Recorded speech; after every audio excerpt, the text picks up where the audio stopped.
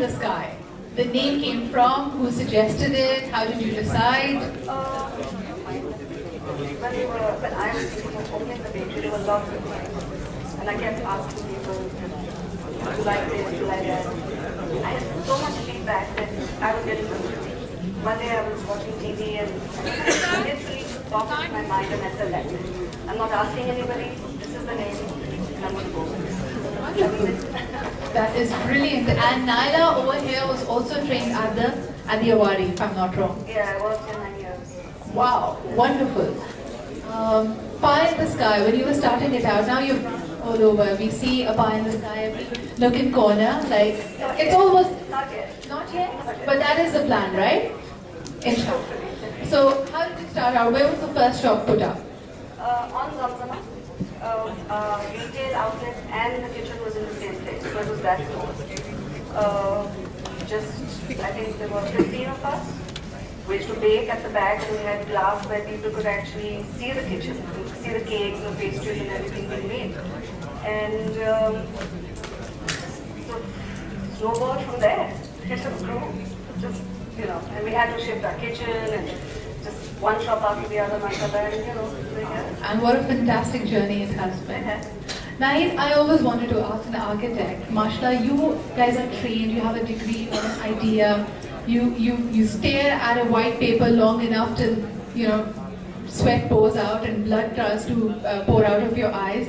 It's really difficult. How do you make those designs, those very technical knowledge, how do you impart it back to the people who actually have to do the labor work and make it happen? So if the entire formula really is listening, most often my first layout that I present is the final one.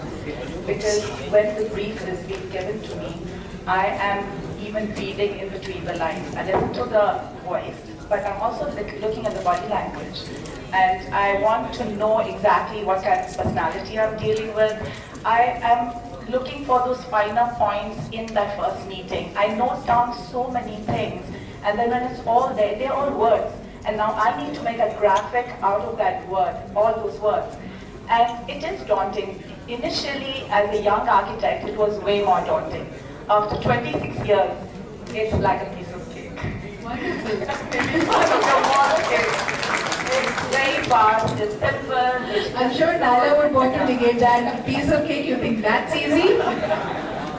It's not difficult at all for me. It's very, in fact, most times I just take the brief, I close my doors for exactly 2 hours, I sketch everything down till the last detail. In 2 hours I'm outside, I'm sharing it with my architect, they put it on AutoCAD, then I have an animator who actually animates the whole thing, makes it into a video clip or 3D kind of a presentation which the client understands better, because clients have a problem understanding two-dimensional drawings, black and white, that's really boring, they want pretty pictures, I give it to them.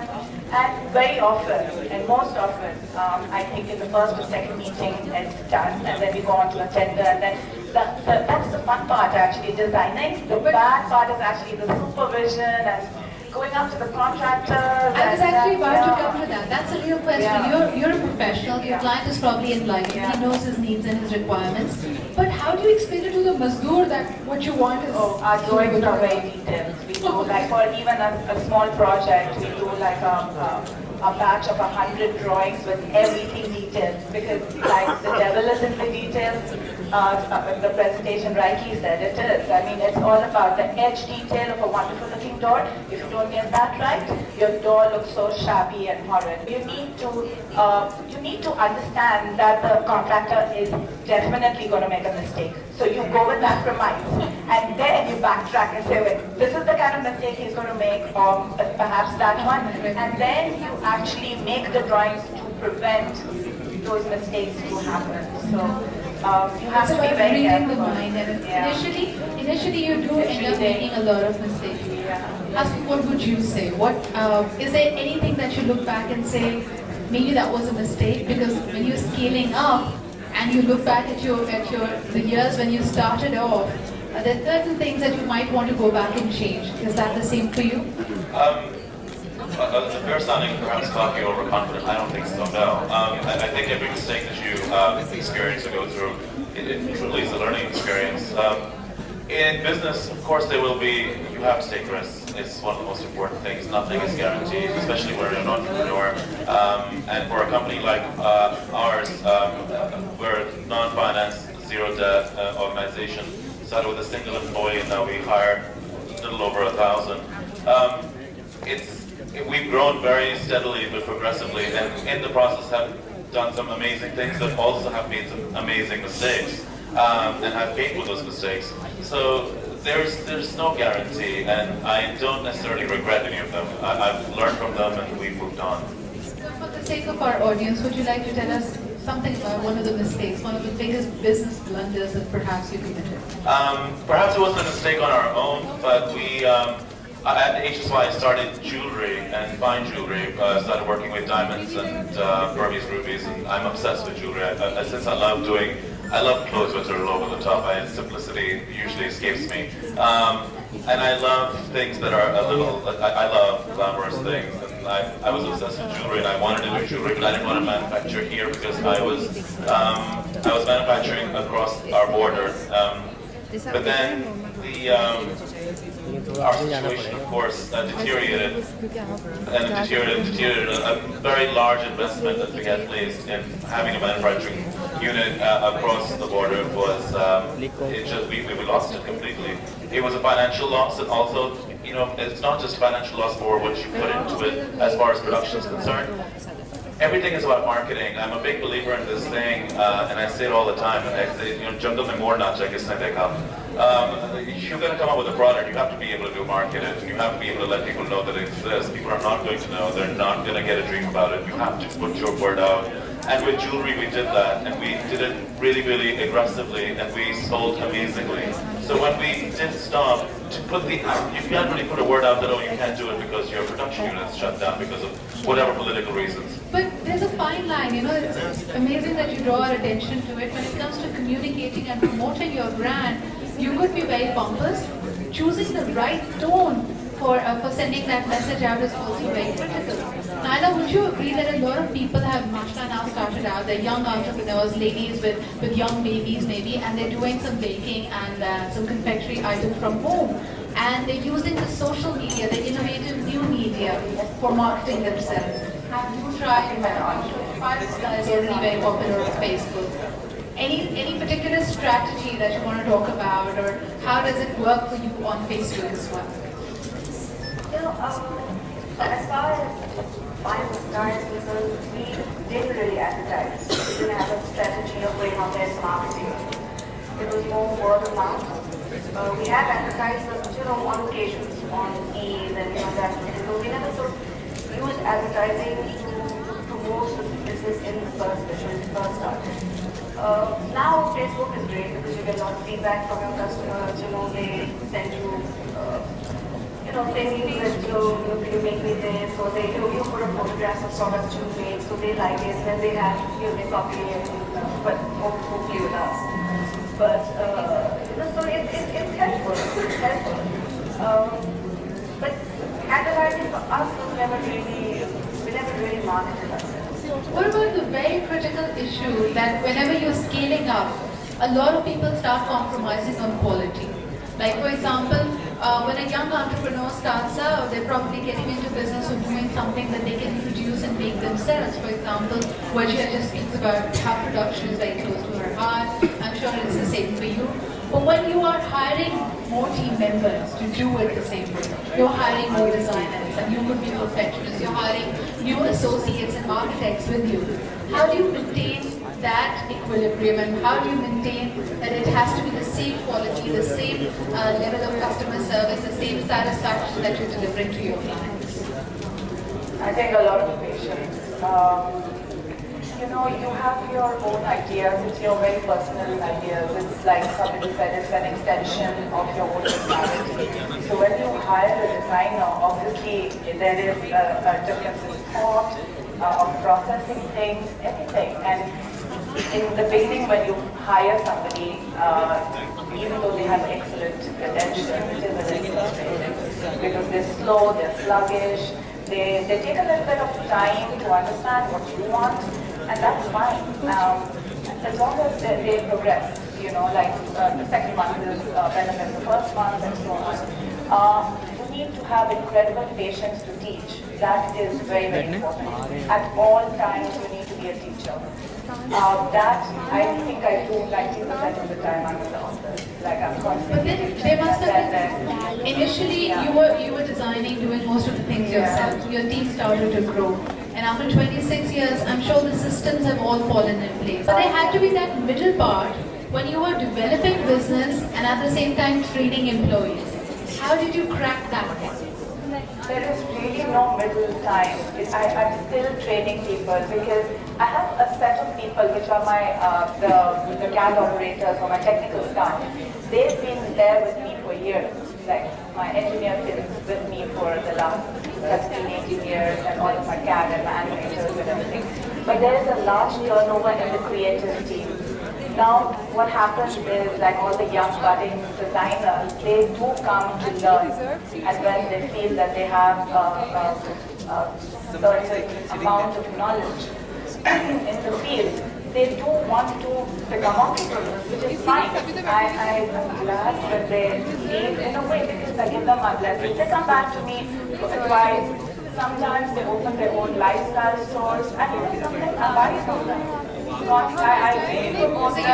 you're actually strengthening the industry as well. You're giving something back to the community. And it's fine. And I've trained new people, and then the new person actually learns from the slightly older staff. So it's a process. It's a cycle, and it's cyclical, and the wheel should keep churning itself. Who has the first question? We do. Haven't written your name. This is for Hassan. It says it's a stereotype that men do not pursue fashion. What motivated you? Actually, if you look at most of the designers in the world, and especially the ones who are successful, they're all men. I think a man usually understands, perhaps I could be wrong and I don't want to generalize, and there are some beautiful women out there who understand other women, I'm sure, but I think a man usually understands what's going to look beautiful on a woman and make sure he caters towards making her look beautiful. I don't think it should be about your sex, male or female. It's all about creativity, but if you do your research, you will find that predominantly what we're wearing right now has been designed by men. Alright, my next question, and this again, no one has put their names on it. It says, Pakistan is an agricultural country, it has an agrarian economy, but entrepreneurs have hardly shown any individual interest in developing it.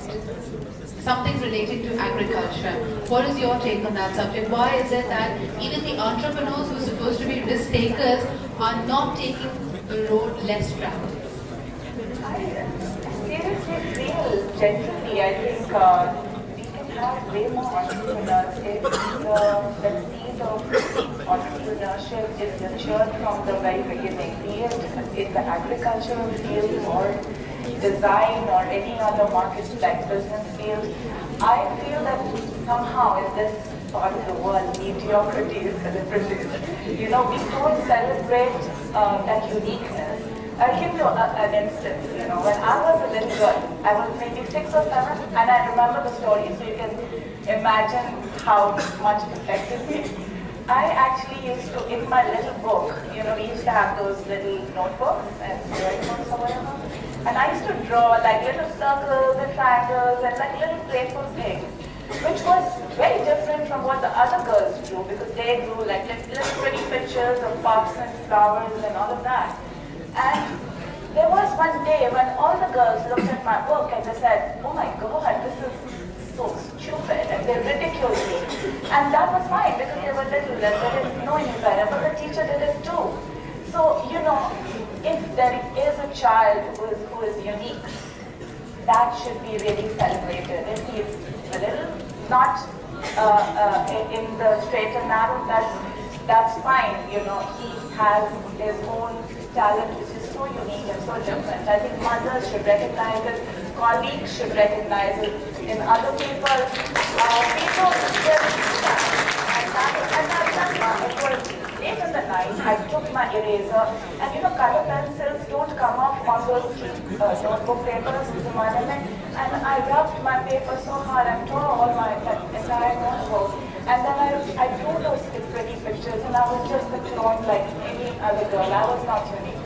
But that is what the schools do to you, you know. So I think all of us over here, if there's any bad idea that you guys have, do something about it. It's fine. It's good. What's the worst that can happen if you You know what? don't What make is it? the worst that can happen? More questions there? Can you take the mic? Anywhere you would like? Hands everywhere.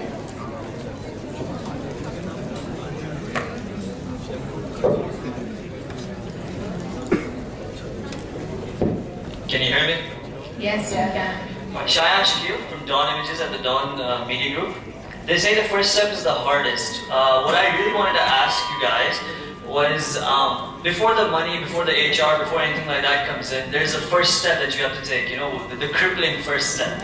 So what was that? What was that deep insecurity, that vulnerability? Was it the fear of failure? Like, what were you worried about? Would you starve to death? Would your parents think that this kid can't do anything? What is it that you had to conquer to like be successful? I joined two of my best friends in a label as soon as I graduated. I was fired within 6 days.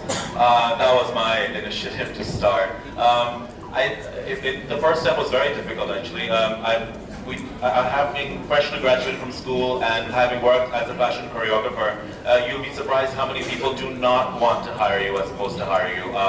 They feel there's a certain association in fashion with your name and they wouldn't. So I started my business it was very little business. I had 2,500 rupees in my bank account at the time.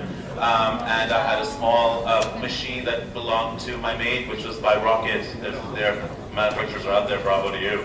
And I put a motor in for 2,000 and actually cut up my curtains and my mother's curtains and came up with a collection of 6 pieces that we started. The first step was incredibly difficult. I thought nothing would ever happen to the collection. But I think fate and luck and a little bit of planning goes a long way. But I think it's, like she said, it's the uniqueness of your idea and the uniqueness of your thought that makes you an entrepreneur as well. If you have the idea, go for it. And here I was thinking that it's just a pun intended when they say that some of the designs look like curtains. Ladies and gentlemen, more questions, please. This is Alina, lecturer from Muhammad Ali Jinnah University, teaching to BB and MBA students. My question is that how can we change the mindset of young people? They are job seeker rather than job creator and opportunity grabber. It is the HR skill to sharpen with marketing or something central. This is my first question. The second question is that if I want to enter a market or do something, what I'm looking in our industry, in entertainment industry as well as in education industry, what we people are doing, we are dividing each other's business. New ideas are not coming. Due to that, we cannot reach the international market. This is what necessary for our nation to say our nation economy as well. So how entrepreneurship can penetrate in a way that new ideas will come to market. Thank you so much. In fact, if I can take that a little forward, what she's pointed out to us is yes, you are all becoming job seekers instead of job creators, but the support staff, the support industry, the support structures that are perhaps needed to push you. Do you have those councils? Does that exist in Pakistan? Or are you happy with the state that they are in? In my business, there are councils. We have a council called the Pakistan Fashion Design Council, which works very closely. It's tremendously successful. We just sent 7 designers for the very first time to show at Pret-a-Porter in Paris, and did come back with roaring business. We're showing in Milan again this year, and this you have to understand is for Pakistan. The country that probably people think is about terrorism and everything that's dark and evil. There are councils out there to support you. You have to find them and join them, and you will find that many of them are extremely welcoming and wanting new talent and fresh ideas. I can't only speak for myself and my industry when I say that in fashion and in lifestyle, new ideas and the uniqueness of your idea is what makes you extremely popular and wanted. So if you have a new idea, join these councils. They're out there. Just look for them. Thank you so much. Naila, what would you say to the earlier part of her question? Well, as far as when making or cooking unfortunately, there are no vocational schools.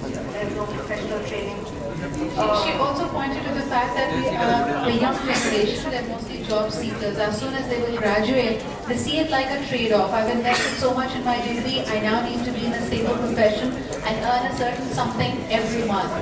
How do they break through? Your family is there to support you and you have to write it. You need to have a good business plan. You need to think it through. You come up with some financial working and then you know they will support you. Can I answer this question? Because in the design field, I think you should just, whoever graduates, especially from an architectural school or an interior design school, they should just forget about the money. It's stuff, you know, the champion. We do try and give, I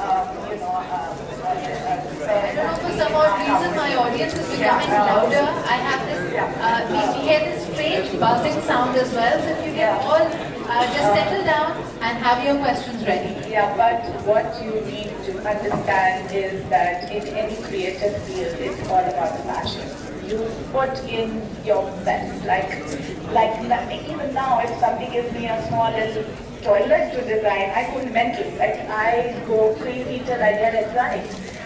So if that passion is there after 26 years, people may go, if it's 26 years, you should have been all jaded and like, you know, been there, done that. Never. It should never go away. So if that passion is there, the money just has to come. If you put in your hard work, your hours, and the passion is there, and not really worry about the money will be there. End of the month, it will just come. You have to believe me when I say that. Okay, since we are talking about passion and being so energetic, one of the key questions that does come to mind is, what about the work-life balance? You all three of you are humongously successful. You put in a lot of hard work. You've made a name for yourselves.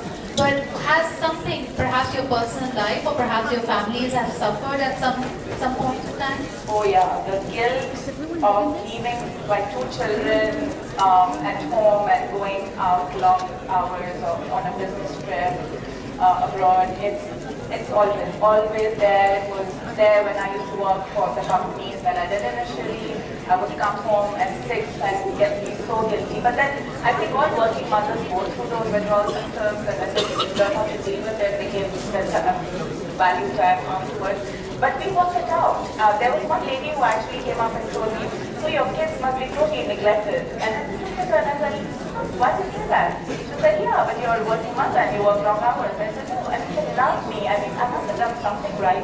So it's all a big fallacy when mothers, I don't think, young mothers, they need to just work out what suits them. And for everybody, there's a different formula. I can't give you mine. It won't work for everybody.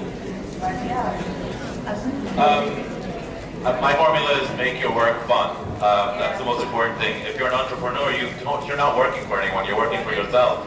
Make your work fun. I choose to make my work extremely fun. I love what I do, and I choose the city that I want to go to next. If it's not New York or Paris, if it's Brazil or anywhere else, I choose to go to that place and look for job opportunities and make sure that I find an opening. And you mix work and you mix fun together. And if you do it right, and if your motivation is clear, it can be very successful. I know a lot of people say don't mix business and pleasure, but I think that's the case. That's very imperative. You need to have fun.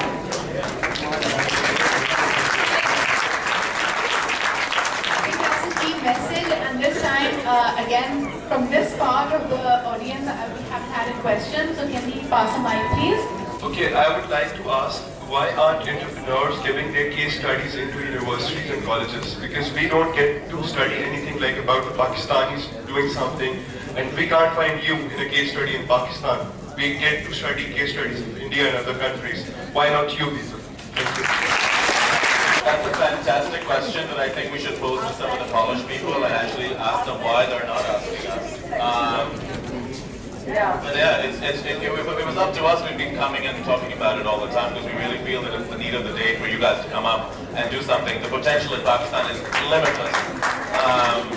But honestly, it's something that perhaps we should.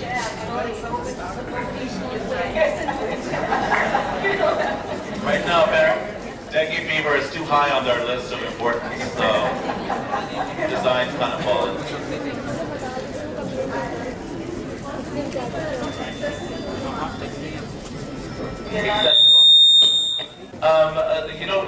Lumps University sends people over to us every year, and we do a lot of stuff for them.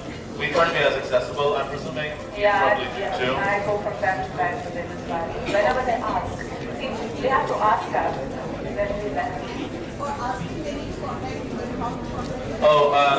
We're really easily reachable. If she has 50 clients that she's working with at one single time, I'm presuming she must be reachable.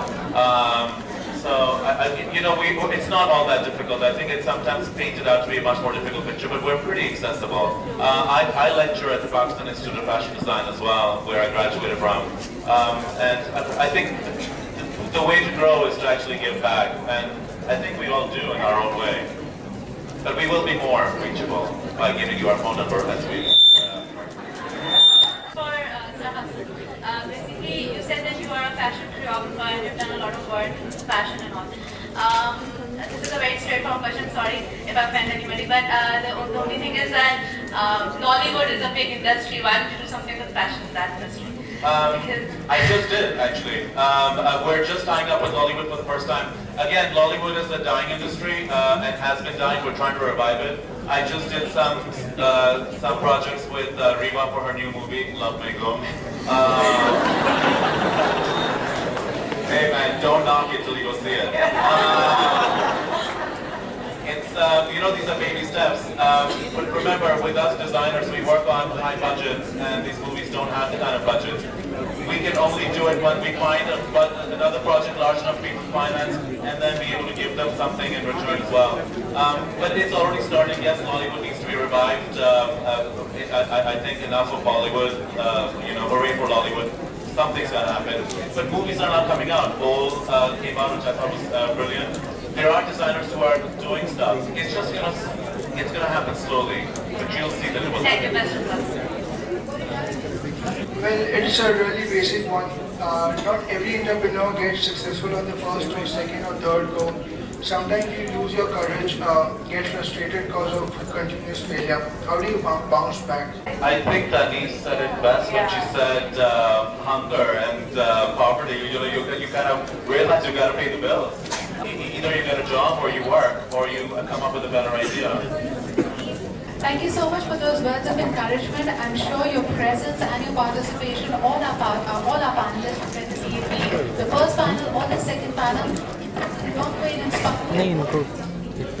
Okay, and perhaps by the end of it, we'll also sort out the sound issues. May I request all our panelists to please come up for the brand distribution ceremony. First of all, ladies and gentlemen, please put your hands together to welcome Wajiha Malik.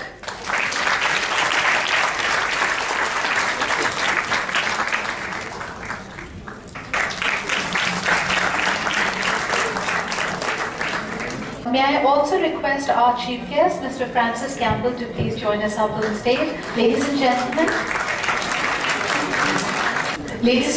a big round of applause for Wajiha Malik. Mr. Ayaz Khan to please join us up on stage.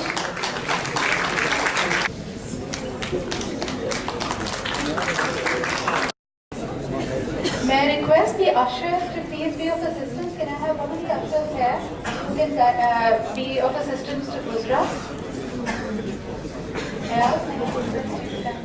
Ladies and gentlemen, a big round of applause for our surprise panelist, Mr. Ruhail Hayat.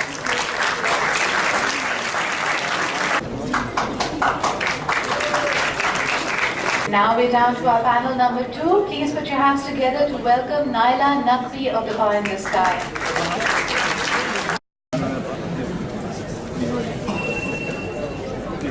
You have so many goodies, I wish someone was announcing my name. Ladies and gentlemen, please put your hands together to welcome Ms. Nahid Mashruqullah.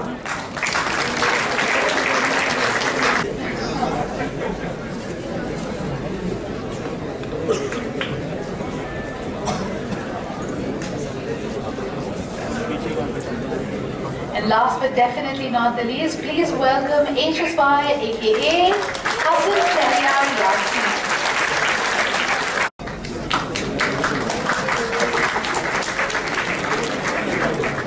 And now, ladies and gentlemen, as a token of our appreciation, we'd like to present a plaque to our co-host. Brigadier was shown to receive the plaque on behalf of Mr. Gordon Brown.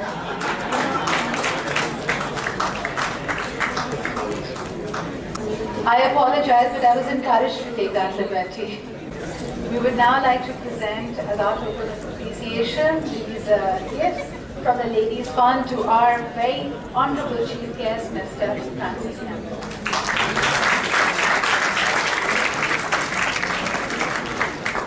And may I now request our entire panel and Husra, myself and everyone